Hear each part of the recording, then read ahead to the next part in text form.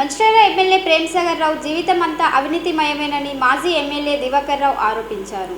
మంచిర్యాల పట్టణంలోని ఆయన నివాసం వద్ద ఏర్పాటు చేసిన మీడియా సమావేశంలో ఆయన ఎమ్మెల్యే ప్రేమ్సాగర్ రావుపై మండిపడ్డారు. కాలేజీ రోడ్డులో నిర్మిస్తున్న మహాప్రస్థానంలో ఎమ్మెల్యే ప్రేమ్సాగర్ రావు అవినీతికి పాల్పడుతున్నాడని ఆరోపించారు. మంచిర్యాల పట్టణ ప్రజల మనోభావాలకు విరుద్ధంగా మహాప్రస్థానం నిర్మించాలని అన్నారు. మహాప్రస్థానం నుండి వెలువడే పొగ పక్కనున్న దేవాలయాలకు వీచే అవకాశం ఉండడంతో దేవాలయాలకు వచ్చే భక్తులు అపవిత్రంగా భావించే అవకాశం ఉంటుందని తెలిపారు. వచ్చేది బీఆర్ఎస్ ప్రభుత్వమే. మంచిర్యాల అంతర్గాం గోదావరి బ్రిడ్జి తామే నిర్మిస్తామని తెలిపారు. ఎమ్మెల్యే ప్రేమ్సాగర్ రావు పాలనలో ప్రశ్నించే వారిపై దాడులు ఎక్కువయ్యాయని అన్నారు.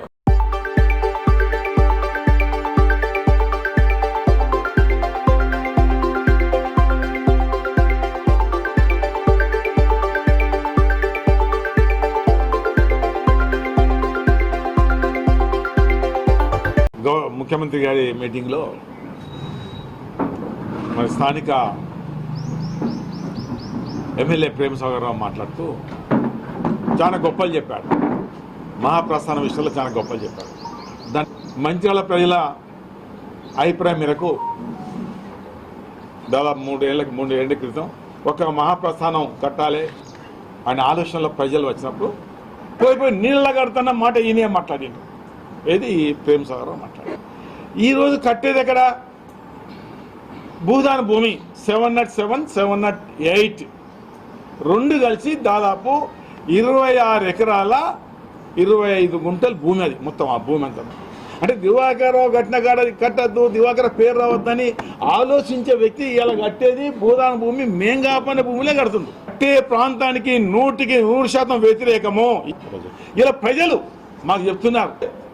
శవాలను కాల్చిన తర్వాత ఎక్కడ పోతుందండి పొగ? ఒకటేమో సత్యనారాయణ స్వామి గుడి, రెండోది శివలింగం, మూడోది ఆంజనేయ స్వామి. ఆ కాల్చిన పొగ అక్కడ పోతుందా పోదని చెప్పండి ఒకసారి. ఇలా మంచిగా పట్టణ ప్రజల మనోభావాలకు దెబ్బతీసే విధంగా నువ్వు కడుతున్నావు. నువ్వు ఆనాడు ముగ్గు పోసినప్పుడు మేము చెప్పడం జరిగింది సరైన పద్ధతి కాదని. ఆయన నువ్వు ఒంటెత్తి పోకట. అందులో ఎంత అవినీతి చెప్పండి. అలా మొదలు 4,60,00,000, 11,50,00,000 అంటే 2 నెల 15 రోజులకి దాన్ని 3 అంతలు పెరిగింది. పెద్ద ఎత్తున అవినీతి ఇందులో. ఇలా శ్మశాన వాటికలో ప్రేమ్సాగర్ కోట్ల రూపాయలు దానిలో కుంభకాన్ని ఉన్నది ఖచ్చితంగా తీసుకుంటుండే దానిలో. ఇలా అందులో కాంట్రాక్ట్కి ఇచ్చిన సందర్భంలో అందులో గోదావరి నుంచి మట్టి ఇసుక తెచ్చింది.